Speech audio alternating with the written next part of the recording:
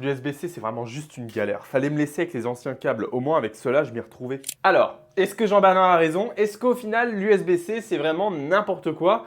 On va voir que oui et non. C'est vrai. L'USB-C, ça peut être frustrant. L'Union européenne a imposé ce port universel pour tous les appareils, promettant moins de déchets et plus de simplicité. Fini la panoplie de câbles différents, il suffit d'en avoir un pour tous les appareils. Sauf que tous les câbles USB-C ne sont pas faits pour faire la même chose. Certains chargent vite, d'autres chargent lentement, certains ne peuvent que charger alors que d'autres peuvent charger et transférer des données. Bref, deux câbles USB-C identiques en apparence peuvent en réalité être destinés à des usages bien différents. D'ailleurs, merci à Gabriel Galindo qui vient juste de s'abonner à mon compte. Profites-en pour faire la même chose que lui. Bref, niveau simplicité, ça n'a pas vraiment changé. Avant, on se demandait si on avait le bon câble avec la bonne prise. Maintenant, on sait qu'on a la bonne prise puisqu'il n'y en a plus qu'une.